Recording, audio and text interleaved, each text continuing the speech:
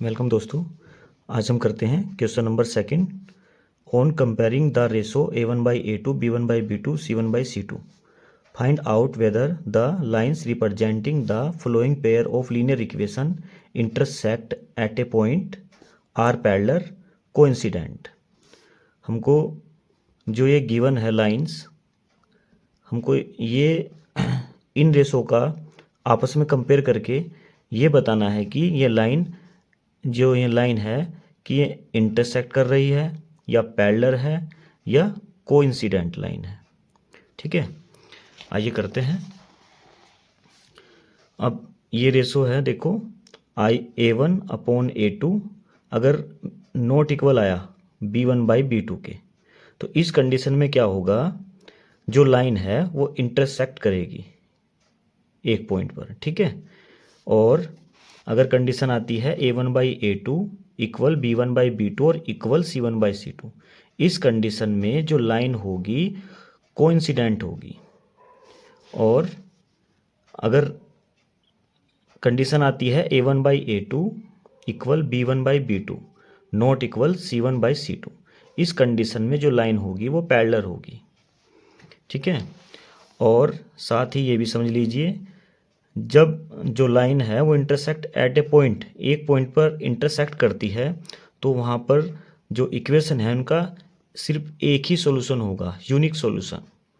और लाइन जब कोइंसिडेंट होगी, ये वाली कंडीशन होगी, वहाँ पर इनफाइनाइटली मैनी सॉल्यूशन होंगे। और अगर लाइन पैरेलल होती है तो देयर आर नो सॉल्यूशन। जिन कंडीशन में सॉल्यूशन मिलते हैं, जैसे कि इसमें यूनिक सॉल्यूशन मिला है 1 और इसमें मैनी सॉल्यूशन है, इन कंडीशन में जो लाइंस होती है वो कंसिस्टेंट समझी जाती है, और जहाँ नो सॉल्यूशन होता है वहाँ इक्वेशन को इनकंसिस्टेंट समझा जाता है। ठीक है, सेकंड क्वेश्चन में हमको सिर्फ ये बताना है कि लाइन इंटरसेक्ट कर रही है या पैरेलल है या कोइंसिडेंट। आइए करते हैं फर्स्ट क्वेश्चन। फर्स्ट क्वेश्चन में हमको दो इक्वेशन गिवन है, एक तो 5x - 4y + 8 = 0 और सेकंड 7x + 6y - 9 = 0। यहाँ से हमको जो a की वैल्यू है, क्योंकि आपको पता होगा कि जो इनकी स्टैंडर्ड फॉर्म होती है इक्वेशन की, a1ax + b1y + c1 = 0, और सेकंड इक्वेशन हो गई ax + b2y + c2 = 0। अगर आप इनको कंपेयर करोगे तो यहाँ पे जो x है उसके साथ a1 की वैल्यू आ जाएगी 5, और b1 की आ जाएगी -4, और c1 की आ जाएगी 8, सेम a2 b2 और c2 की भी। ठीक है, तो हमको जो रेशो फाइंड करना है a1/a2 का, तो a1 की वैल्यू 5 है और b1 की 7। ऐसे ही b1/b2 -4 और 6। अब आप ये देखिए कि ये 5/7 है और ये कैंसिल हो जाएगा इससे, 2 2 जा और 2 3 जा, माइनस के 2/3। यहाँ पर ही ये दोनों इक्वल नहीं है। ठीक है, यानी कि जो कंडीशन हमको मिली a1/a2 नॉट इक्वल b1/b2, तो इस कंडीशन में क्या है, इंटरसेक्ट एट ए पॉइंट, यानी कि लाइन जो होगी वो इंटरसेक्ट करेगी। तो so lines are intersect a point. Second क्या है, इसमें सेकंड क्वेश्चन है, उनमें हमें ये इक्वेशन गिवन है। ठीक है, तो यहाँ पर a1/a2, a1 की वैल्यू 9/18, आप इनको मिनिमाइज करोगे तो 1/2। ऐसे ही b1/b2 यानी कि 3/6, 1/2, अब b इक्वल आ रहे हैं, और c1/c2 12/24, 1/2। ये देखिए, ये तीनों ही रेशो इक्वल आए। ठीक है, और इक्वल आने की कंडीशन में क्या है, सो लाइन आर कोइंसिडेंट। आइए करते हैं इसका नेक्स्ट पार्ट। इसमें हमको इक्वेशन गिवन है 6x - 3y + 10 = 0, 2x - y + 9 = 0। यहाँ पर a1/a2 रेशो फाइंड करना है, तो आ जाएगा 6/2, 2 से इसको मिनिमाइज करेंगे तो आ जाएगा 3/1।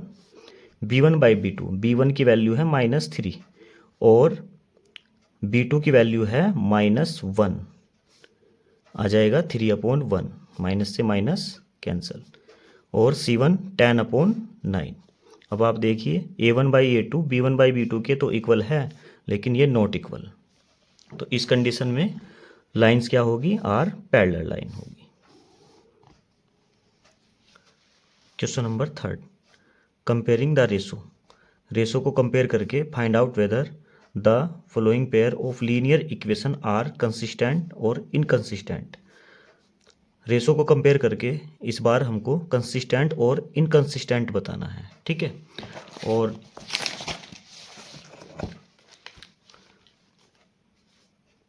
कंडीशन A1/A2 B1/B2 में अगर क्या है, यूनिक सॉल्यूशन, यानी कि जहाँ पर सॉल्यूशन मिल रहा है आपको, इस कंडीशन में क्या है, कंसिस्टेंट है।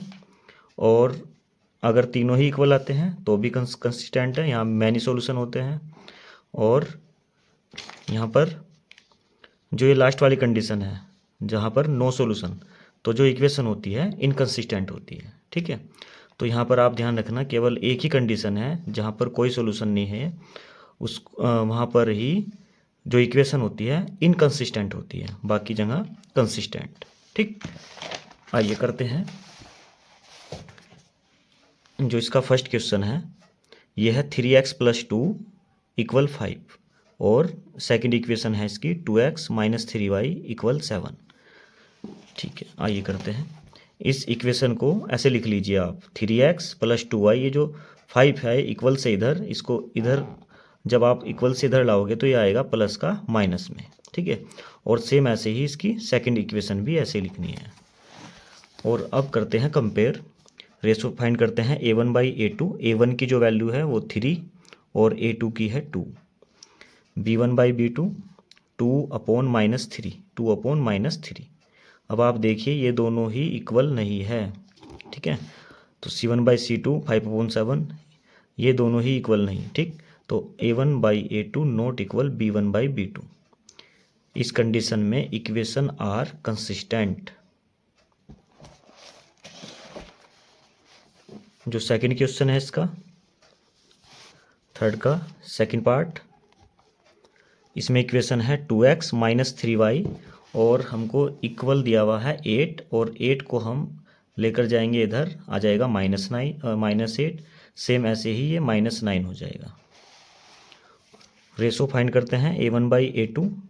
A1 की वैल्यू 2/4 मिनिमाइज करोगे, 2 1 जा और 2 2 जा 4, 1/2 आ जाएगा, माइनस से माइनस कैंसिल हो जाएगा, 1/2।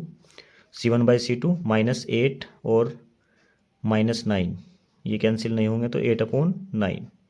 यहाँ पर देखिए आप A1/A2, इसकी वैल्यू है 1/2 1/2, ये दोनों इक्वल है और नॉट इक्वल है C1/C2। Equation are inconsistent. Third part, 3/2x + 5/3y - 7, ये इक्वल 7 है, इसको हम 7 को इधर लाए, माइनस हो जाएगा, ऐसे ही 14 को -14। A1/A2, A1 की जो वैल्यू है 3/2, और A2 की जो वैल्यू है वो है 9 को हम 9/1 भी लिख सकते हैं, ठीक है।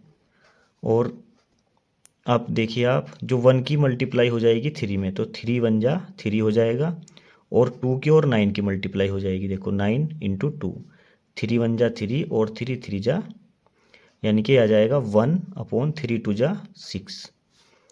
ऐसे ही अब देखिए आप B1/B2 में 5/3 है, 5/3 और -10/1, 5 की मल्टीप्लाई 1 में हो जाएगी और 3 की हो जाएगी 10 में, आ जाएगा -30। तो 5 1 जा और 5 6 जा, ये आ जाएगा -1/6।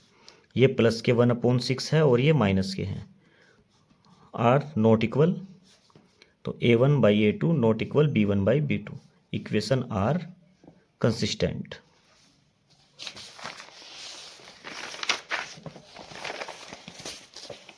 इसका 4 पार्ट है। इक्वेशन गिवन है 5x - 3y - 11 = 0, -10x + 6 + 22। देखिए यहाँ पर ये 11 था, इधर माइनस में आ गया, और ये 22 माइनस में है, और ये आ जाएगा इधर प्लस में।